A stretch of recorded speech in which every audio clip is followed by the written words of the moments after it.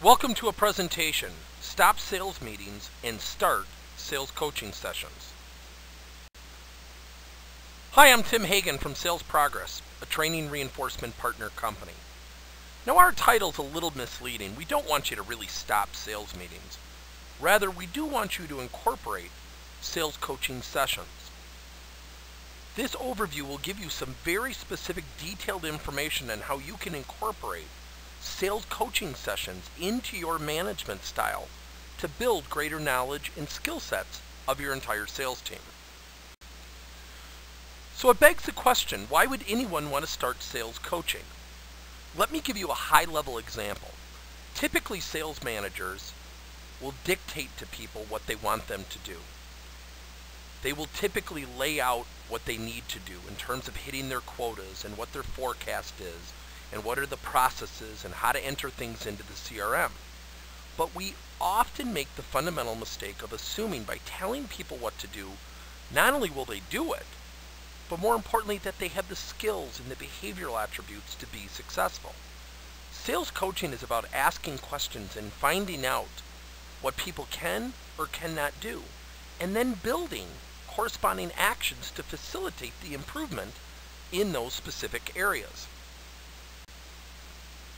Now, I'm not making fun of sales leaders, but I do have to laugh when I go to a client or a prospect site and I hear these salespeople listen to their sales leader saying something to the effect of, "Okay, everybody, we're going to all hit our numbers, right?"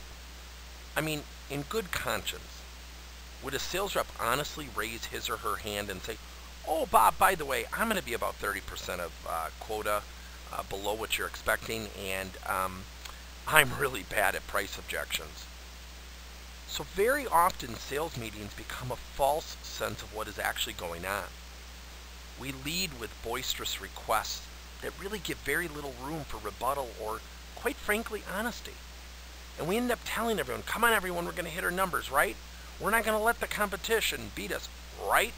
Does that really work?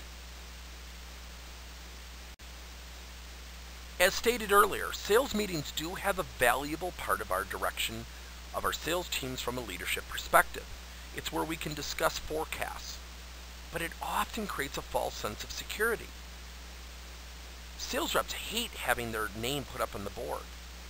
Now, sometimes we need to do this to show reality, but I want you to be honest with yourself. It does not breed better execution. People don't arbitrarily get better at selling because they see their name at number 9 out of 10 sales reps. Third, it's a one-way communication. Typically, only the manager's talking. And if the manager's the only one talking, it does not breed better knowledge or skills required to be better sales professionals. So sales meetings, again, have a valuable part of our leadership, but incorporate this with some sales coaching or sales coaching sessions, and you will dramatically drive better performance of your sales team. And I think the biggest thing that I would share, the difference between sales management and sales coaching, is the following. Sales coaches ask questions versus tell their reps what to do. Let me give you a rough example. If you go up to a sales rep and say, "Bob, when our prospects or customers bring up competitor X in terms of having a lower price, what do you specifically do or say at that moment?" That's a great coaching question because it's going to position the sales leader to really learn, does Bob know what to do at that moment? Does he have the knowledge? And if he doesn't know what to do, I guarantee he doesn't have the skills, because how do you practice something you don't know how to do?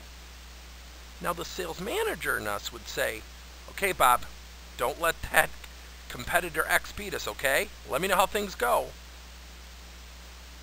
But we really haven't accomplished anything from a performance perspective with that type of management style. So again, sales coaching is about driving better performance. Sales management is about guidelines and leadership and goals and rules of engagement. But in no way does sales management build better salespeople. And as stated on the prior slide, ask questions. "Bob, in this situation, what would you do?" "Joanne, on a scale of 1 to 5, 5, you're absolutely confident in handling price objections, and 1, you get terrified. Where would you rate yourself?" And that gives you insight to how salespeople see themselves, but more importantly, you'll get a glimpse of the gap of their performance that allows you to ask the following question. Thanks for your honesty. What do you think we need to do to help you become more successful, and what could we do together? That's what positions salespeople for better success. Asking questions that not only build perspective in their own minds, but position us as sales leaders to get closer to helping them perform better.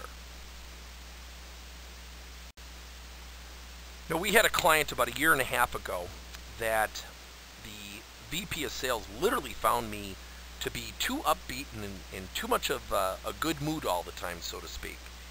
And I shared with him a fundamental philosophy of coaching is the following. If you invest in the good things, it will open their minds to the areas where they can get better. But more times than not, what do we typically do? When we go up to an employee and say, you know, Jill, I'd like to see you in my office right after that phone call. What's Jill's first response? Uh-oh, I'm in trouble. Why does she feel that? Because we've bred that in corporate America.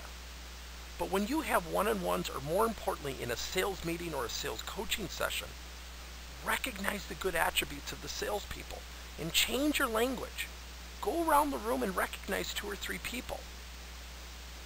Now, you're certainly going to address some of the areas where you need to improve.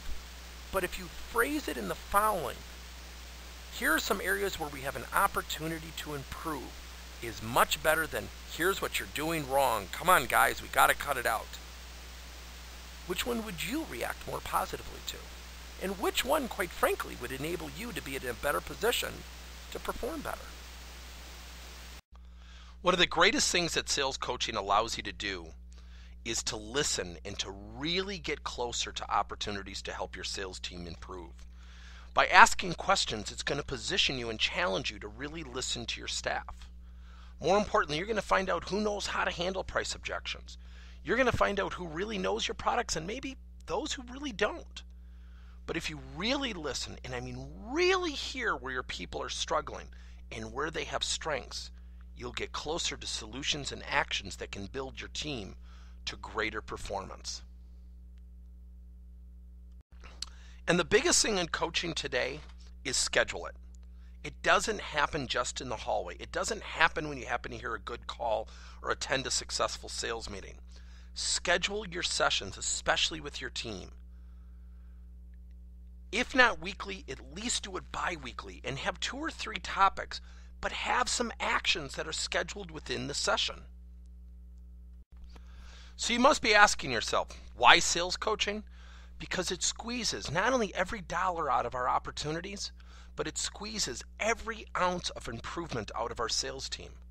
Sales coaching is about asking questions and getting to know our people and learning what they do well so we can leverage their strengths as well as open their minds to where they need to improve.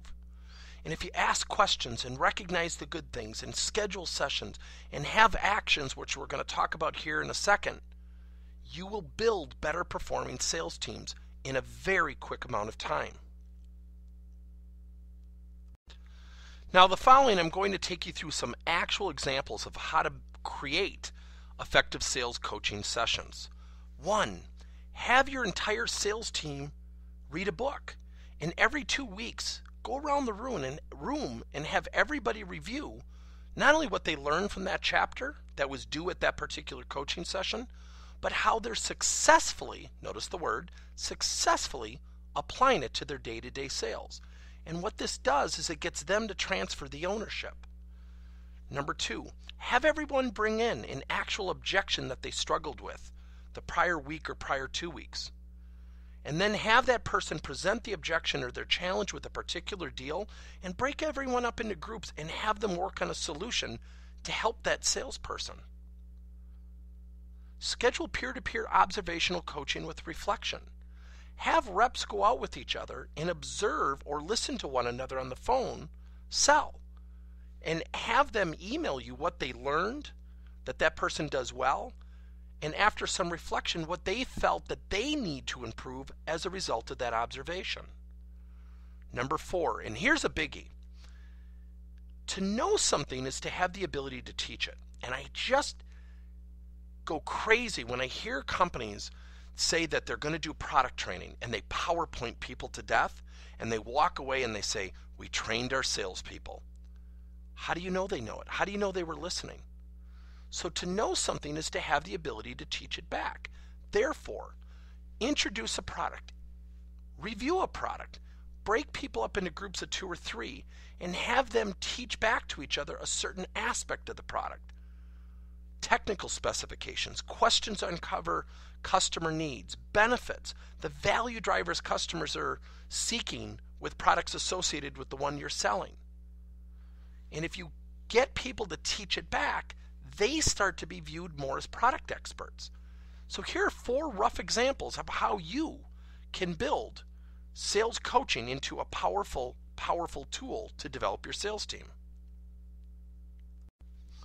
I want to thank you for going through this presentation, and I hope I've given you a glimpse of some of the things that you can do to really spice up the development of your sales team. Now, you notice below my picture that there's a book. If you want to send me an email with your postal address, we'd be happy to ship you out our book, Quit Managing and Start Coaching. Thank you again for going through this presentation, and if you have any questions about our other programs, such as how we coach employees or provide content and how managers can start coaching, just let us know. Again, thank you.